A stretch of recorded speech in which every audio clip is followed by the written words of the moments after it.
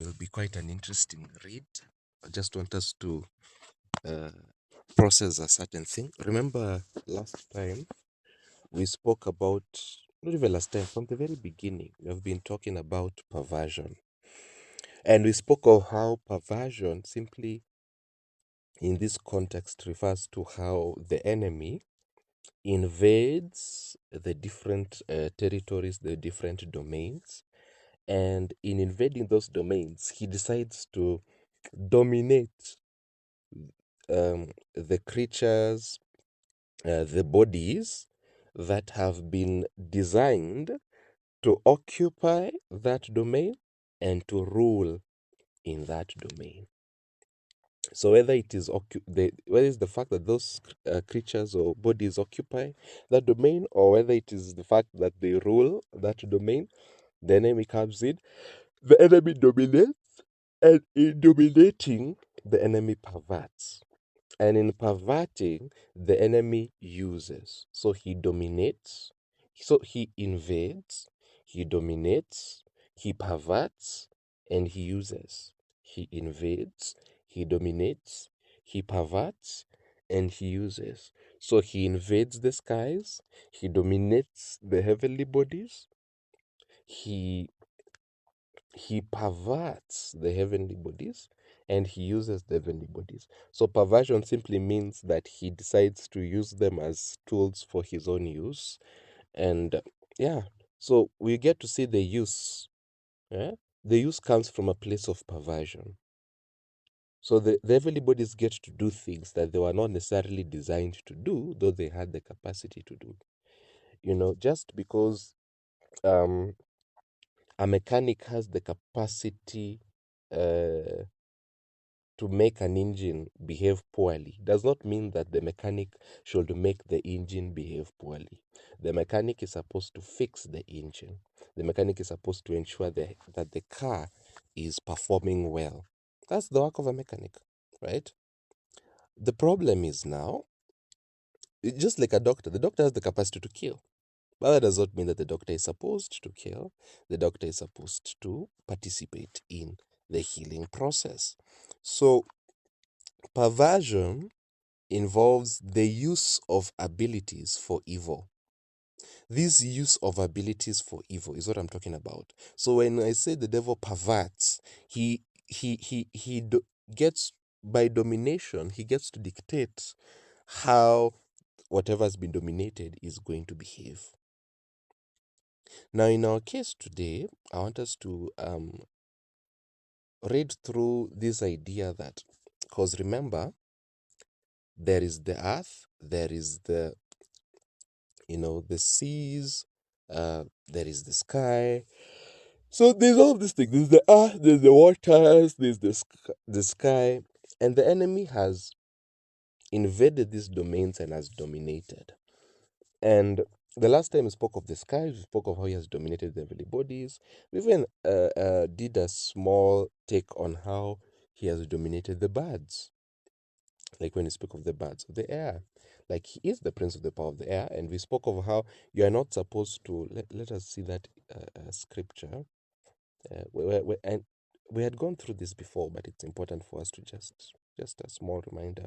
Verse 20, do not curse the king even in your thoughts, and not curse the rich even in your own bedroom. For a bird of the sky may carry your voice, a winged messenger may repeat your words. Are you seeing that this is this kind of dynamic where there's this aspect of birds being involved in the movement of information from one place to another? It's quite an intriguing thing. And then we spoke of after we read this, we went into Second Kings, and we saw from verse 8, we saw how um, from verse 8, the king of Aram was fighting with Israel. So he consulted his officers, saying, my camp is at such and such a place. Then the man of God sent to the king of Israel, saying, take care while crossing over to this place, because the Arameans are descending there. So the king of Israel sent to the place which the man of God said to him and warned him. So he was on guard there continually. Then verse 11, then the heart of the king of Aram was stormy because of this matter. So he called his servants and said to them, can you not Tell me, who among us side with the king of Israel? Then one of his servants said, No, my lord the king, but Elisha the prophet who is in Israel tells the king of Israel things that you speak in your own bedchamber. You're seeing how interesting that is. So they eventually found out concerning Elisha, and that's why we spoke of the English phrase, a little bird told me. Somebody told me. The person who told me that thing, the name is withheld. So there's that dynamic. There's that dynamic of the birds of the air. And you said we'll dive deeper into these things uh, later on, concerning the birds of the air.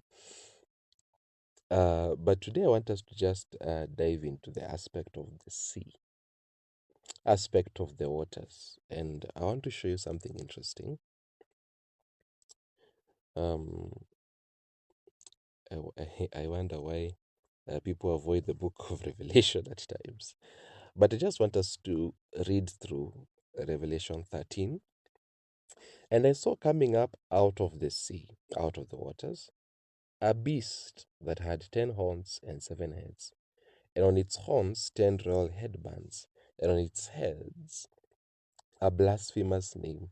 And the beast that I saw was similar to a leopard, and its feet were like a bear's, and its mouth was like the mouth of a lion. And the dragon gave it his power and his throne and great authority. That's interesting. You see? So the beast came from where? The beast came from the sea. Briefly, when you see Revelation 12, I just want us to see verse 3. And another sign appeared in heaven, and behold, a great fiery red dragon. You see that? So, a dragon came from, the heavens. And this dragon wanted to devour the child. Are you seeing that? You see? And then verse 7, and there was war in heaven. Story for another day. So we are already seeing this aspect of the heavens. We are seeing this aspect of the earth. Um, we are seeing this aspect of the sea. So I want you to have in mind that the earth is this checkpoint. All this manipulation that the enemy is doing, he is doing it all because he is in the business of corrupting the hearts, the minds of men, the minds of women, the minds of children. His agenda is to corrupt all people. That is his agenda. And in the corruption of all people, we are realizing that this perversion that he's doing through these different domains it's a means to an end. It's just a means to an end. Because remember, in all these things, whoever stands at the center of all these things, if you really think about it, Psalms 8 gives us this perspective. Okay. Verse 3. When I look at your heavens, the work of your fingers, the moon, the stars which you set in place, what is man being that you think of him, and a child of humankind that you care for him? Are you seeing that? So the idea is that you make him over the works of your hands, all things have been placed under his feet. Sheep, cattle, all of them, and also the wild animals of the field, the birds of the sky, and the fish of the sea, everything that passes along the paths of the seas. Yahweh, our Lord, how majestic is your name in all the earth. So already these things, that had been placed under man, right?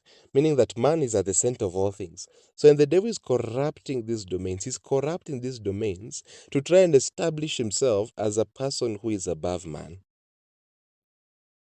So in real sense, the goal is for him to establish himself as a person who is above man, and in the process corrupt man, and in the process bind man, and in the process cripple man.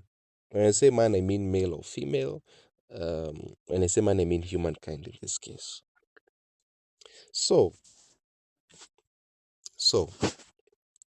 in the process, we are seeing now the mention of the fish of the sea. Now, I want us to Now, when you're thinking of this idea of the fish of the sea, right?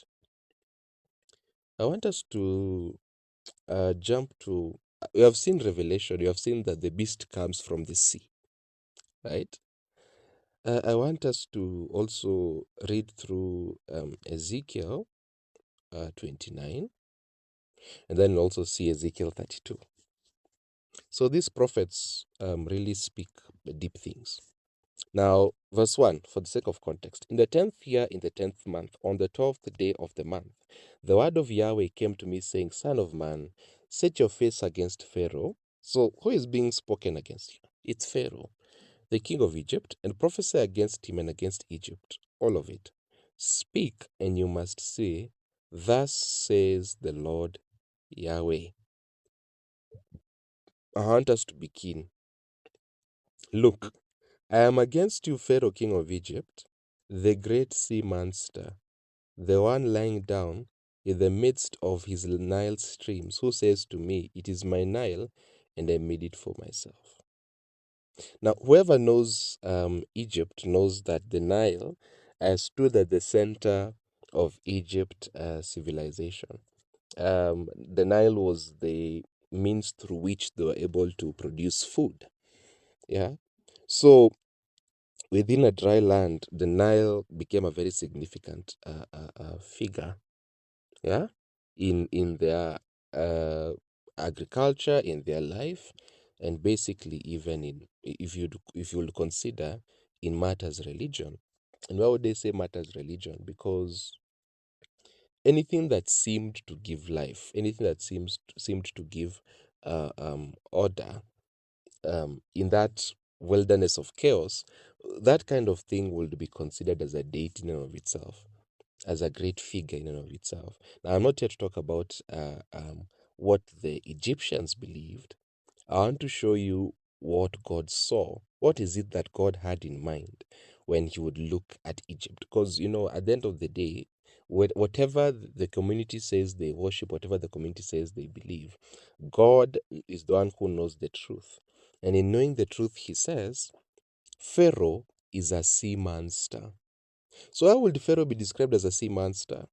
It simply means that the enemy perverted the waters, and in perverting the waters, there's a spirit, there's a demonic spirit that moved through the waters, and in moving through the waters, invested in Egyptian culture and Egyptian civilization, and in the process became a key figure, yeah, in the rule of Egypt.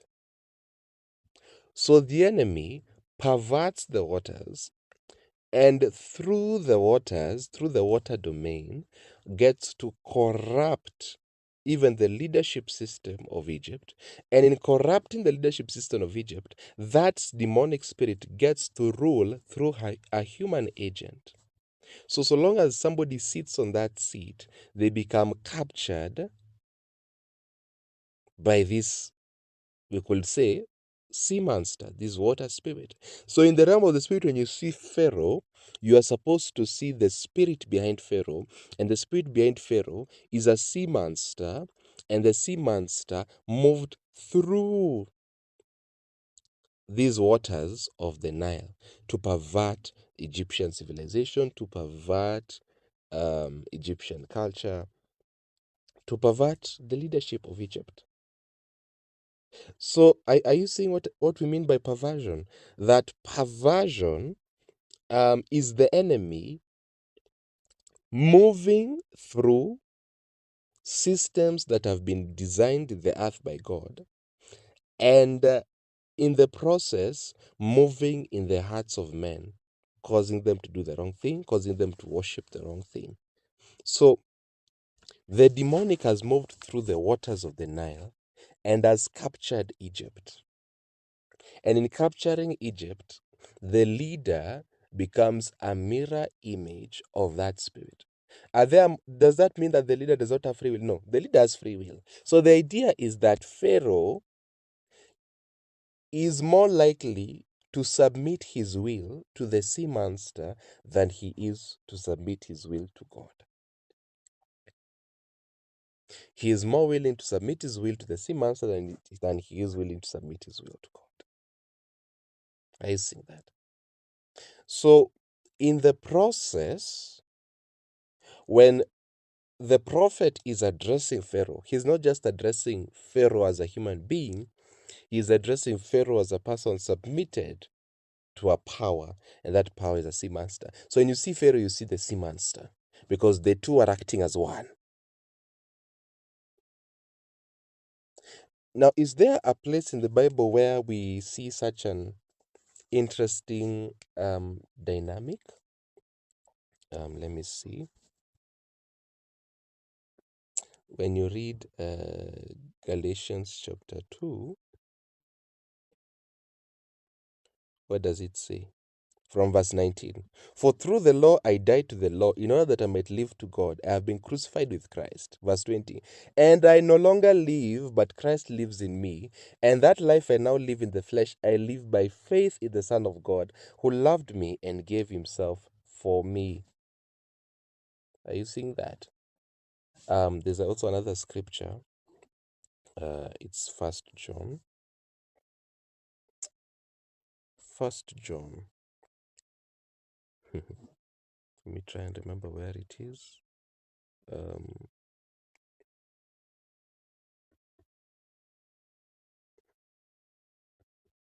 First John.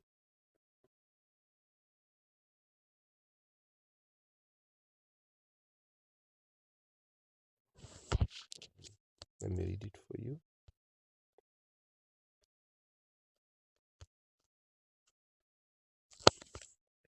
If I cannot find it, let me see. Let me do a search of it.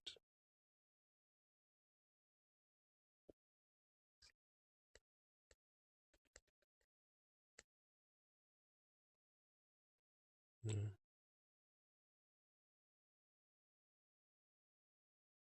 Let me do search.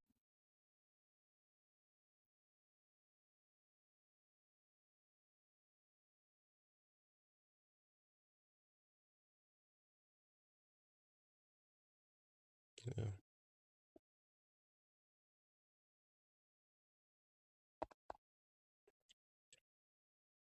So let me do a search. Yeah.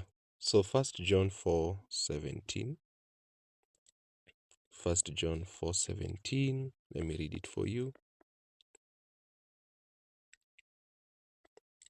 By this love is perfected with us, so that we may have confidence in the day of judgment.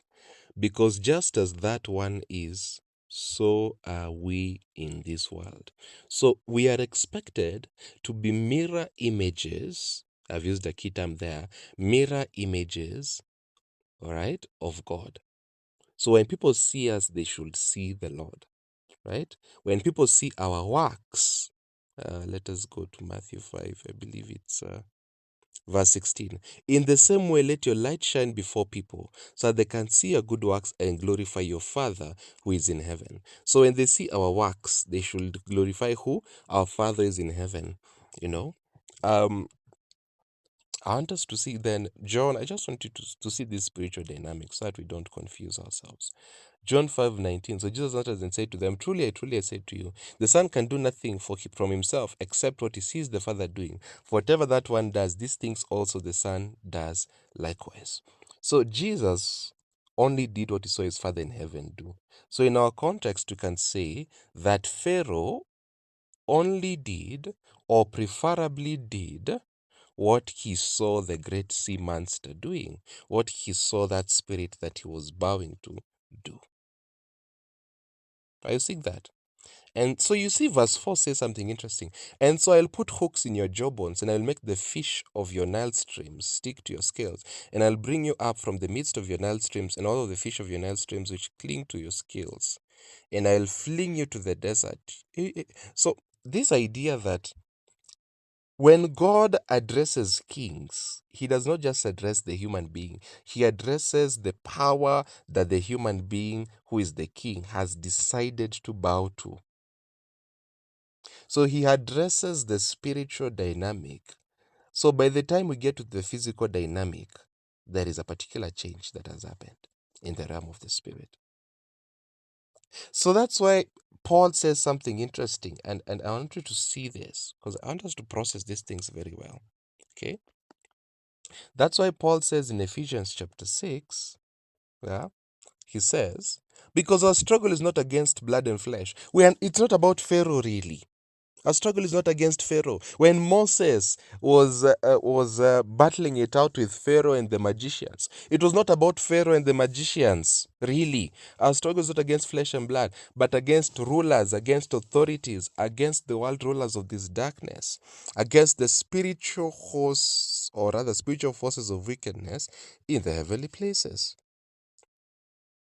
So there are powers, there are world rulers of darkness, there are spiritual forces of wickedness in the heavenly places. So the demonic exists, and the demonic tries to interface with man, connect with man through the systems God had built, through the domains God had established, through the creatures God had created.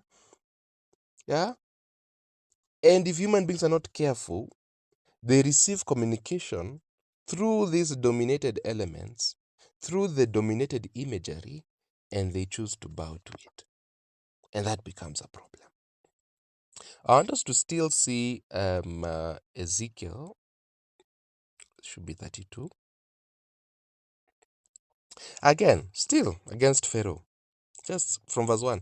And then the 12th year in the 12th month, of the first day of the month, the word of Yahweh came to me, saying, Son of man, raise a lament over Pharaoh, the king of Egypt, and you must say to him. So Egypt is this domain ruled by Pharaoh but has been captured by a sea monster. With a fierce, strong lion among nations, you compared yourself. And look at this. And you are like the sea monster in the seas. And you thrash about in your rivers, and you make water turbid with your feet, and you make your rivers muddy. So the enemy. So now I also want to give you another interesting. I want to add layers to this. So the enemy has entered the sea, entered the waters. He has decided to occupy the waters. He has invaded. And then he takes over the imagery of the sea monster. What do I mean by imagery of the sea monster? So the word here for sea monster is tanim. Are you seeing that? I want you to look at what this is saying, and I want you to look at what Genesis was talking about. Let the water swarm with swarms of living creatures, and let birds fly over the earth across the face of the vaulted dome of heaven. Right? And God created, and then it says, yeah, let me look for the part where let the water swarm with swarms of living creatures, let birds fly over the earth across the face of the vaulted dome of heaven.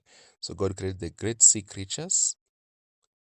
What's the name for sea creatures there? It is Tanim, sea monsters. So we have created sea monsters, but then we have spiritual sea monsters. So now you start wondering, what is the difference? The difference is this. Remember last time we spoke of idolatry. There's a time we spoke of idolatry, and you said that an idol is an image through which the demonic has interacted with man. So man, to capture the encounter they had with that spirit, they design an image, yeah, that remains as a memory through which that human being will be interacting with the demonic. So the demonic, in wanting to be worshipped, has taken over the image of a sea monster and wants to be considered as a sea monster and wants to be worshipped as a sea monster. And the human being, because they know what a sea monster is and they know the power a sea monster yields, when the spirit presents itself as a sea monster, requesting, building a civilization, giving you wisdom, demanding worship, then the human being has an easier time relating with that image. Because as human beings, we relate with images. Okay? We relate with images. Even Adam, when he was naming the animals were presented to him and he named the animals. He was able to relate with the images and he was able to name the images. Human beings, we are able to relate with images, we are able to name images. So, in the process, the enemy in the business of studying man sees that if man is able to relate with images, then I will present myself as an image. But of course, that image is corrupted. So the devil presents a corrupted image. We name that image, we label that image. So you hear somebody say, oh, our God is called this, our God is called that. So we label this image, we worship this image, but there is a spirit that stands behind this image. So whatever we're worshiping is a corrupted image. So there are sea monsters, but then there are spiritual sea monsters. Spiritual sea monsters are corrupted images of the real sea monsters. Okay, let's just go back to, remember Romans. We spoke of this. There's a time we spoke of this. And we said, um, from verse 18, for the wrath of God is revealed from heaven against all impiety and unrighteousness of people who suppress the truth in unrighteousness, because what can be known about God is evident among them, for God made it clear to them. For from the creation of the world, his invisible attributes, both his eternal power and deity, are discerned clearly, being understood in the things created, so that they are without excuse. Are you seeing that? Human beings are expected to relate with images, relating with the things God has created. Look at verse 21. For although they knew God, they did not honor him as God or give thanks. So they became futile in their reasoning. So they diverted worship. To who? And their senseless hearts were darkened. Claiming to be wise, they became fools and exchanged the glory of the immortal God with the likeness of an image. Are you seeing that?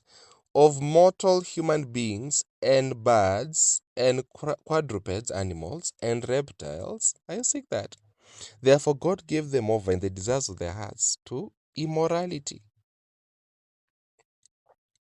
Are you seeing that? So, the idea is that they decided to take the images of what they were seeing and they decided to worship those images. So, what is actually happening there? When you're worshiping the image of a golden calf, what you're simply doing is that you're worshiping a perverted image of the calf, because the calf, in and of itself, that creature, is not in the business of being worshipped, nor does it want to be worshipped. Let us go back to, remember Romans 8? Remember Romans 8?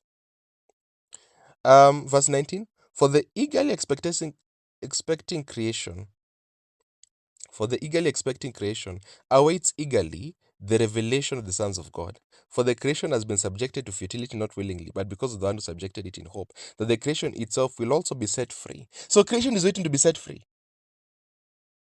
Why? So, okay, let me try and um, make reference to this. So a cow is just going about in its business, and people start worshipping the cow. We could metaphorically say the cow becomes shocked, because the cow is like, no, there is one who's deserving of worship, and that's not me. Do you not know? But of course, it's not as though we would listen to the speech of the cow, nor would we bother, because even if the cow were to communicate, we don't speak cow language. But the cow, that is a form of suffering. That you would use the image of the cow, that the cow's image has been corrupted, that has been perverted for the purposes of worship. So the enemy comes in through the imagery of a cow and communicates to the human being, and the human being, in relating with the image, ends up relating with the corrupted form of the image and bows to that image, and the cow is shocked. And in the process, you're not really worshiping the cow, you're worshiping a spirit behind the cow. Yeah, yeah, okay. Let me show you something. Let me show you something. Let me show you something so that you can see this very well. Because you guys will think that I'm saying my own things. Let's go to Numbers. We're in Numbers, and I want you to see this. Let's see Numbers 22, verse 22. But God became angry because he was going, and the angel of Yahweh stood in the road as an adversary to him. He was riding on his donkey. I want you to see how the donkey behaves. And two servants were with him. The donkey saw the angel of Yahweh standing in the road with his sword drawn in his hand. And the donkey turned aside from the road and went into the field. I want you to see this. Huh? The donkey is subject to its master called Balaam. But when the donkey saw the angel of the Lord, the donkey saw a person who stood higher than Balaam. So the donkey forfeited the loyalty he had towards Balaam and decided to bow to the angel of the Lord. And Balaam struck the donkey to turn her back to the road. Hey, the donkey is a she. The angel of Yahweh stood in the narrow path of the vineyards with a wall on either side. When the donkey saw the angel of Yahweh, she pressed herself into the wall, and she pressed the foot of Balaam into the wall. So he struck her again. Then the angel of Yahweh stood in a narrow place where there was not a way to turn aside to the right or left. When the donkey saw the angel of Yahweh, she lay down under Balaam. So Balaam became angry and he struck the donkey with his staff. Now look at verse 28, and I want us to be very keen. Yahweh opened the mouth of the donkey. So the donkey already knows what she is doing. But Yahweh, for a brief moment, allows the donkey to speak in a way that Balaam can comprehend. Imagine if animals could speak directly to us. The animal would wonder, why are you using my image for witchcraft? Yeah. Anyway, Yahweh opened the mouth of the donkey, and she said to Balaam, what did I do to you that you struck me these 3 times? Now imagine, so this is so funny. The donkey expects the prophet to know what is going on because the donkey saw. How is it that the donkey saw but Balaam could not see? And Balaam is the old prophet. Balaam said to the donkey, because you made... Balaam does not even want to care. Doesn't care whether the donkey is speaking or not. Balaam is angry. Balaam said to the donkey, because you made a mockery of me, if only I had a sword in my hand, I would kill you right now. Now, does the donkey care? The donkey said to Balaam, am I not your donkey on which you have ridden all your life until this day? Have I been in the habit of doing this to you? He said no. Can you so the donkey is saying, have I not been obedient and loyal to you? Yeah, the donkey has memory. The donkey has a brain. The donkey knows stuff. But guess what? The donkey also knows the Lord. Then Yahweh exposed the eyes of Balaam, and he saw the angel of Yahweh standing in the road with his sword drawn in his hand, and he bowed down and worshipped to his face. Now look at verse 32. The angel of Yahweh said to him, why have you struck this donkey 3 times? Hey, so now, this is so amazing. The donkey was not the one who explained to Balaam what had happened. The donkey was just quoting her loyalty. It is the Lord who spoke on behalf of the donkey. Why have you struck this donkey 3 times? Look, I have come out as an adversary because your conduct is perverse before me. The donkey saw me and turned aside from me these 3 times. If she had not turned aside from my face, then I would have killed you and kept her alive. Can you imagine the donkey with regards to her loyalty to the Lord that exceeded the loyalty to Balaam? Balaam was saved. So in real sense, the donkey was loyal to Balaam by being loyal to God. Are you seeing that? So Hey, hey, hey, hey.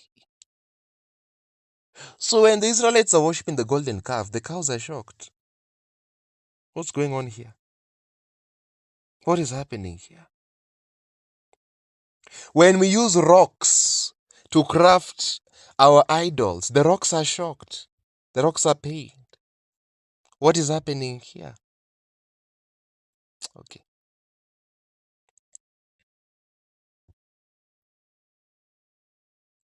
I want us to look at something here.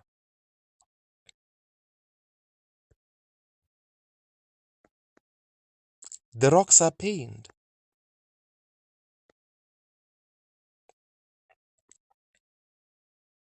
I want us to read this.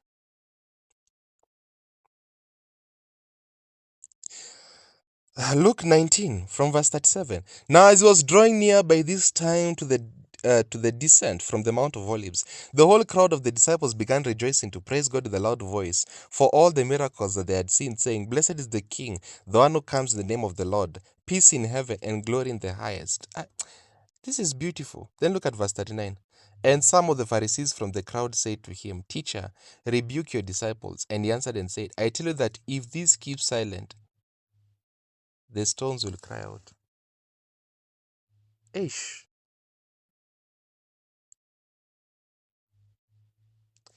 So the stones will cry out. They'll cry out in worship and in protest. They're wondering, you human beings, you have an attribute and you can speak and worship the Lord and you don't want to worship the Lord.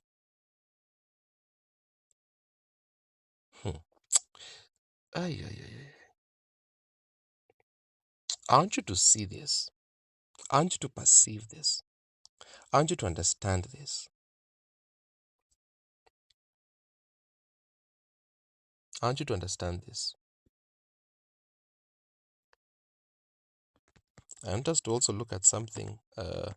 There's another verse. Um,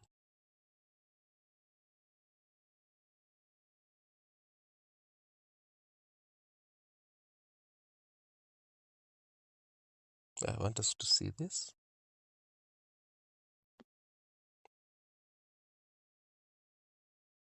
Mhm.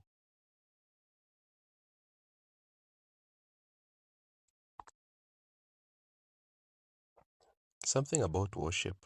Still about rocks. Because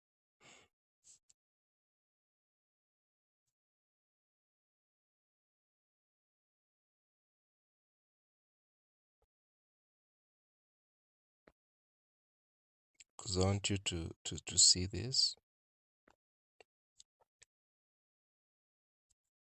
Yeah.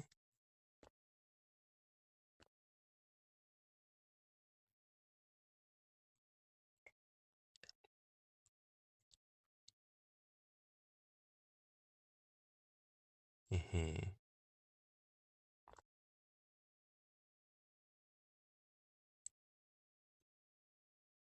So when you're seeing this,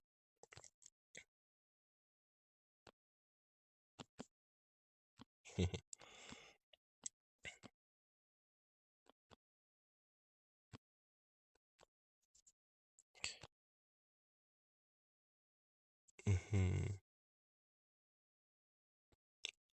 different people have spoken about this particular thing, but I want us to focus on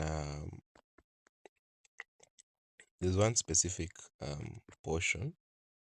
I think it's John the Baptist who speaks about these things. There's a time he said that, you know,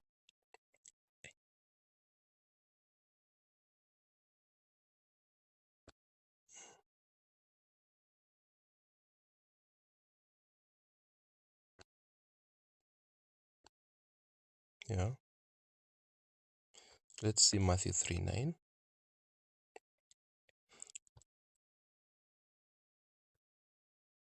And not think to say to yourselves, we have Abraham as our father. For I say to you that God is able to raise up children for Abraham from these stones. Aye. Anyway, just want to build up your minds, and I want us to go then to. So when you read Psalms 150, and you hear this, every breathing thing, let it praise Yah, praise Yah. Anything that God has created breathes. Anything that God has created has life. Anything and everything that God created. And because of the sin of man, everything that God created was subjected in futility. And everything that God has created will be redeemed. And that's why creation is groaning. So when creation is groaning, waiting for the manifestation of the sons of God, and we are also groaning, waiting for that eschatological moment when Christ will come, that end time moment when Christ will come. Yeah. When human beings are engaging in idolatry, even the very things they're using to cover those idols are complaining. Because now what we are doing as human beings, we are doing the very thing the devil has done. We are we are perverting creation. We are domineering over creation, domineering over the rocks, over the mud, over the wood, over whatever. And we are causing the wood to represent a corrupted image. And through that object, we are worshipping a deity. We are subjecting that thing to suffering. In fact, if you are to think about it, what we are doing when we are creating idols, hey, by the way, when you're creating idols, I want you to see the pattern that Ezekiel also, still the book of Ezekiel, interesting. We're going to see Ezekiel 14, but before I go there, I want to say this. So creation, so this is how bad it is. Because creation does not necessarily have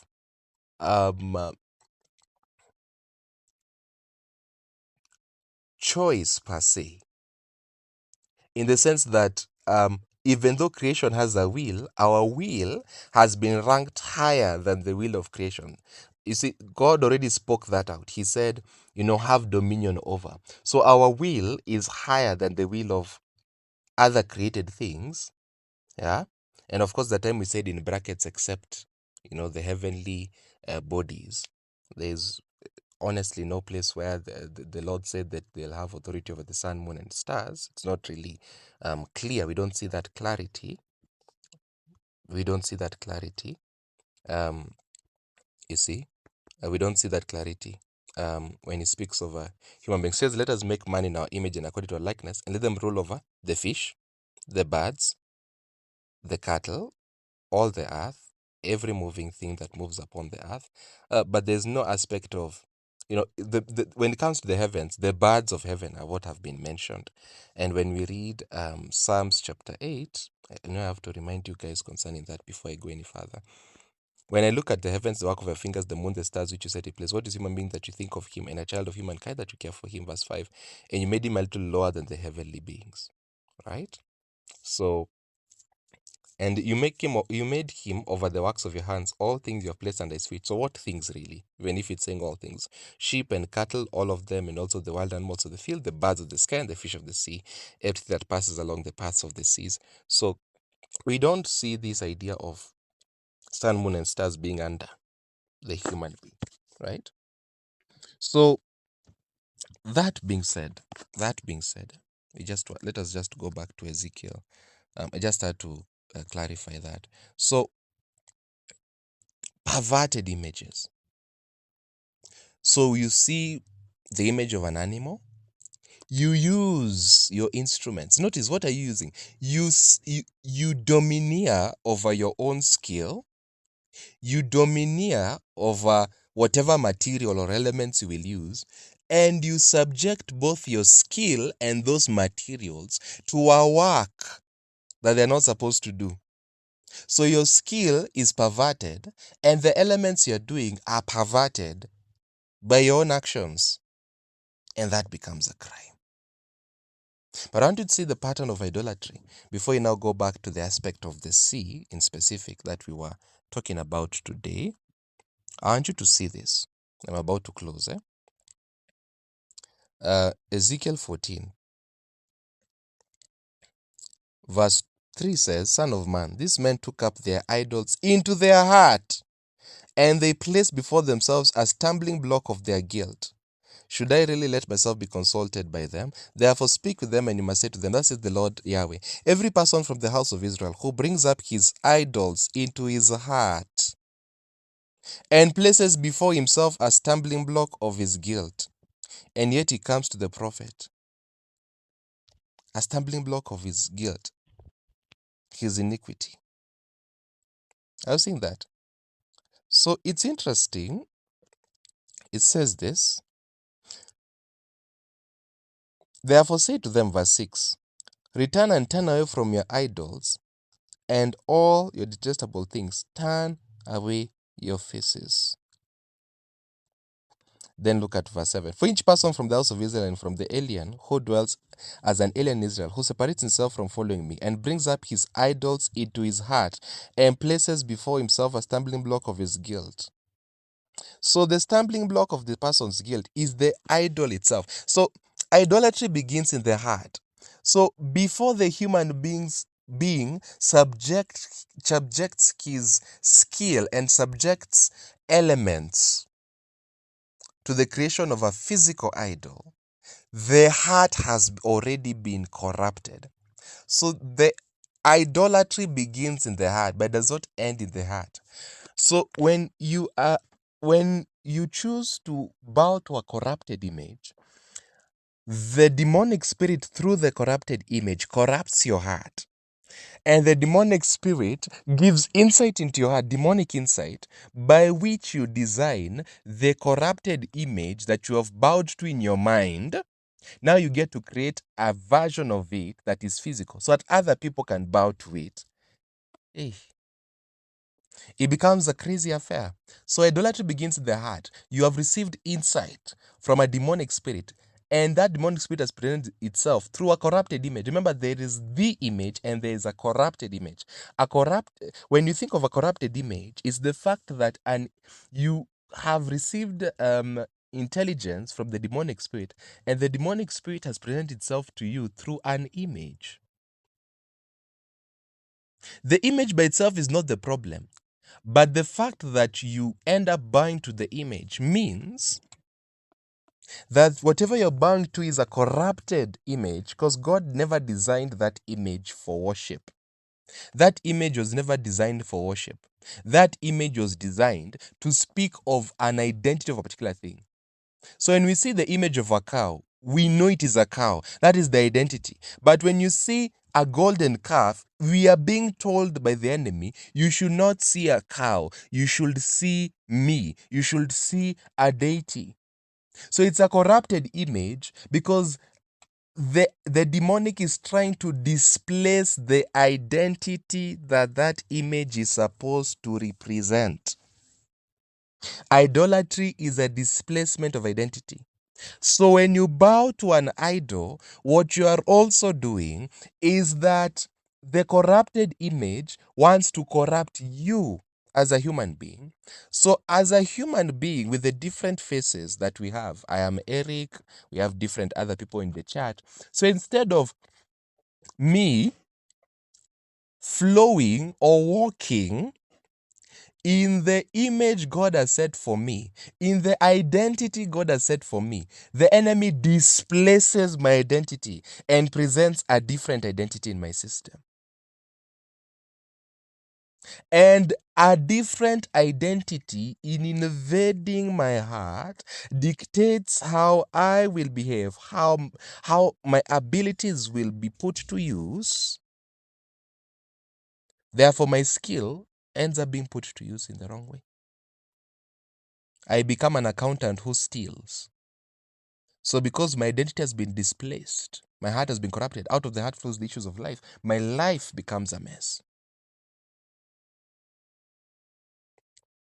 So now, when you see the Ezekiel 29 dynamic, what has happened here? The corrupted image of the sea monster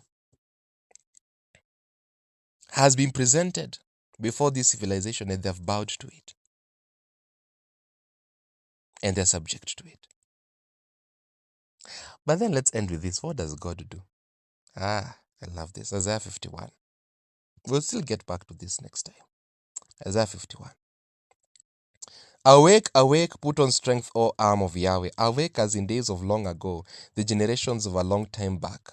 Are you not the one who cut Rahab in pieces? The one who pierced the sea dragon? In what context? Verse 10. Are you not the one who dried up the sea, the waters of the great deep, the one who made the depths of the sea a way for those who are redeemed to cross over? Imagine the prophet is taking into account the Exodus, and in taking into account the Exodus and taking into account uh, the split of the Sea of Reeds. Yeah, the right translation is Reed Sea. You know, it's later on when they are when the Bible is translated to Greek is when they decide to say Red Sea. But anyway, story for another day. The Sea of Reeds, or the Reed Sea, has been split, and they get to walk over. And the splitting of the Red Sea is God's dominance over the waters. And God's dominance over the waters does what? Pierces the sea dragon. Now, God is not in the business of punishing the sea creatures, the sea monsters that he created. Remember Genesis 1? He is dealing with the sea monster that we see in Ezekiel 29 and 32. He is dealing with the corrupted image of the sea monster. That's what he's dealing with. He's dealing with the spiritual. He is directing his agency against the demonic. And in the process, there's a physical manifestation. And the physical manifestation is the splitting of the Red Sea. Yeah. And there's a splitting of the Red Sea. And the splitting of the Red Sea, which eventually leads to the deliverance of the Israelites. So the Israelites were delivered from this sea monster. The Israelites were delivered from Pharaoh. The Israelites were delivered from this corrupted image. So we'll continue with this, and in the next session.